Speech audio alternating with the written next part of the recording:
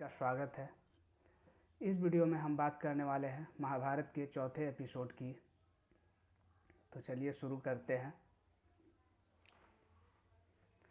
भीष्म प्रतिज्ञा के बाद देवव्रत भीष्म कहलाने लगे। जैसा कि हमने तीसरे एपिसोड में देखा था, महाराज शांतनु भीष्म को इच्छा मृत्यु का वरदान देते हैं, जिसमें यह कहते हैं कि तुम अपनी इच्छा अनुसार ही मृत्यु को प्राप्त करोगे और सदा अमर रहोगे।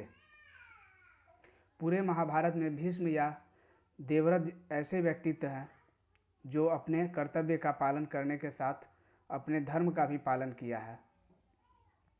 भीष्म कहते हैं कि दुखी राजा अपनी प्रजा को कभी सुखी नहीं कर सकता। इसी कारण भीष्म स्वयं ही कठोर प्रतिज्ञा लेते हैं और सदा सेवक की तरह रहना पसंद करते हैं। इतना सब होने के बाद भी महाराज शांतनु को दुख सताता रहता है कि इन्होंने वर्तमान के सुख के लिए हस्तिनापुर के भविष्य को दांव पर लगा दिया। तब भीष्म कहते हैं कि हमेशा पिता ही पुत्र के लिए त्याग करता है। क्या पुत्र का पिता के लिए कोई कर्तव्य नहीं होता? जब एक दिन शांतनु भीष्म से कहते हैं, यदि हस्तिनापुर का होने वाला युवराज अयोग्य हुआ तो क्या होगा?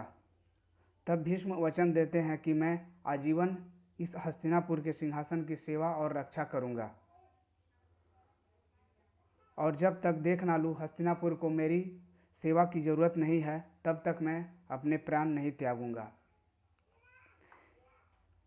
इस बात पर महाराज शांतनु को गर्व का अनुभव होता है कि मैंने तुम जैसे पुत्र को जन्म दिया।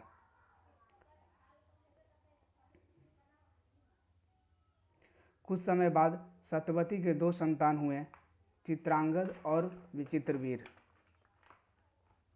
लेकिन खुश होने के बजाय शांतनु और सत्यवती के हृदय में दुख बढ़ता गया, क्योंकि इन्होंने भीष्म के साथ अन्याय किया था।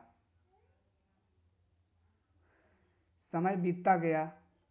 समय गतिशील होता है, इस कारण समय बीतता गया। महाराज शांतनु की मृत्यु के बाद दोनों पुत्रों का उत्तरदायित्व भीष्म पर आ गया।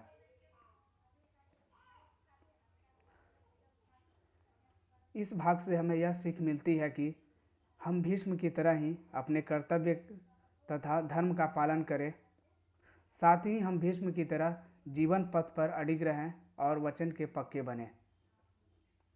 महाराज शांतनु की गलती को देखकर यह सीखने की जरूरत है कि वर्तमान के सुख के लिए भविष्य को संकट में न डालें।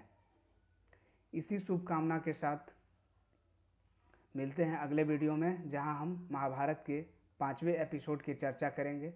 तब तक के लिए जय श्री कृष्ण।